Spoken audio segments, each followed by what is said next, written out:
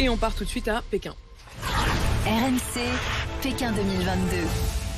Pourquoi on part à Pékin? Parce que c'est à 13 h que commenceront officiellement les 24e Jeux d'hiver avec la traditionnelle cérémonie d'ouverture dans le stade olympique de Pékin qui avait déjà accueilli les Jeux d'été. Souvenez-vous, c'était en 2008. Julien Richard, vous êtes un des envoyés spéciaux de RMC en Chine. Ce sont les skieurs Kevin Rolland et Tessa Worley qui vont mener la délégation française, on l'espère, vers un record de médailles.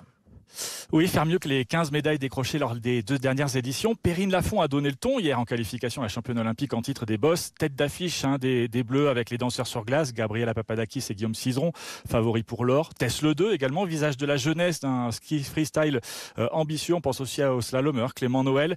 Et puis même si l'assurance médaille Martin Fourcade n'est plus sur les pistes, le biathlon français semble armé pour une razzia à Pékin, emmené par Quentin Fillon-Maillet, numéro 1 mondial.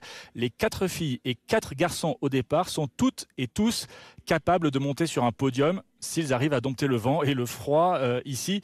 Les Bleus avec des anciens revanchards comme le skieur Alexis Pinturo en quête de la seule médaille qui manque à son palmarès, l'or olympique, comme les 2 porte-drapeaux de tout à l'heure, Tessa Worley et Kevin Rolland, pour qui Pékin représente certainement l'ultime chance de décrocher un titre. Alors on va suivre tout ça pendant 15 jours sur RMC, ça s'annonce passionnant. Et alors c'est très particulier, les skieurs ont la pression de la compétition et la pression aussi du Covid cette année.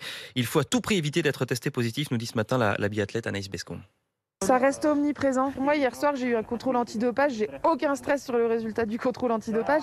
Alors que par contre, le test du PCR de tous les jours, on en entend, quoi. Enfin, on en lit. Ah, bah tiens, celui-là, il est à la niche, il doit pas sortir. Et hop, celui-là, il est rentré chez lui. Hop, celui-là, il vient pas. Je trouve ça hyper stressant. Et je fais un peu mon égoïste en me disant, moi, du moment que je suis là, tout va bien. Mais c'est pas juste pour ceux qui restent chez eux. Je trouve ça très dur. Donc, j'espère que ça va aller, voilà.